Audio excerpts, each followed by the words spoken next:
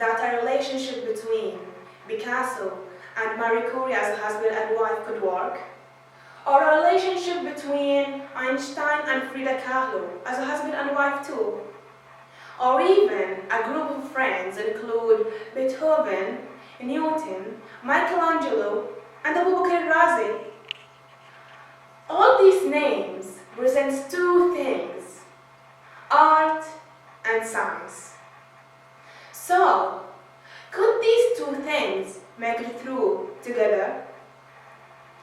A great deal of creativity is required to make a scientific breakthroughs, and art is just as an often expression of scientific knowledge.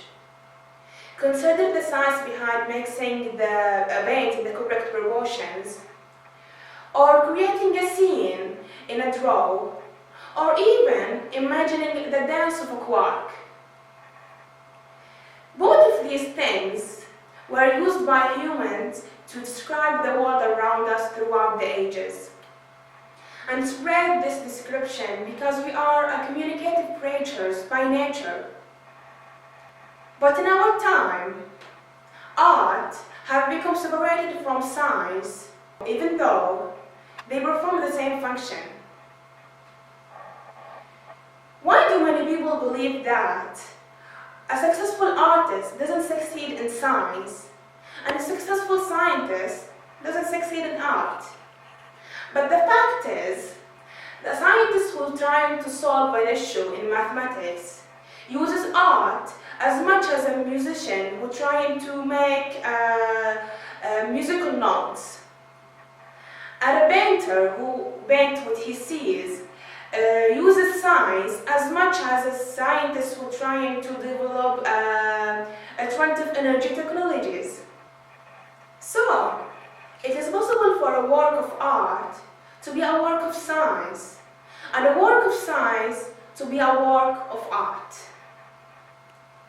But how we can demolishing the wall between the two cultures? In a lecture delivered on May 7, 1959, at the Senate House in Cambridge by Charles Percy Snow, he argued that science and the humanities were evolving into two distinct cultures. He was concerned with scientists who shy away from reading lecture and artists who ignore the scientific method. If this becomes the norm, then Snow saw us losing the bridge that held these two cultures converge. Snow thought that the collective human intelligence will grow if these bridges survived. This was the relationship as Snow pictured almost 60 years ago. So, we don't know the relationship between science and art yet. An artist or a scientist with a framed grasp of their related disciplines often make better scientists and better artists. Many examples of art intersecting with science exist around us.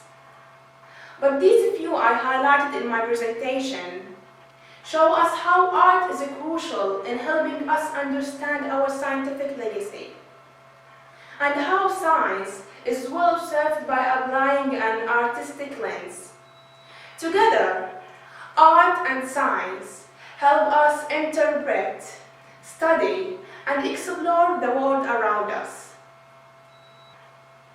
Einstein says, after a certain high level of technical skill is achieved, science and art tend to coalesce in aesthetic plasticity and form. The greatest scientists are always artists as well.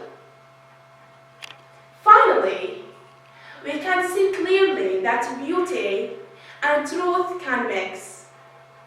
And this fact leads us to the answer of my first question. Could the relationship between Marie Curie and Picasso work?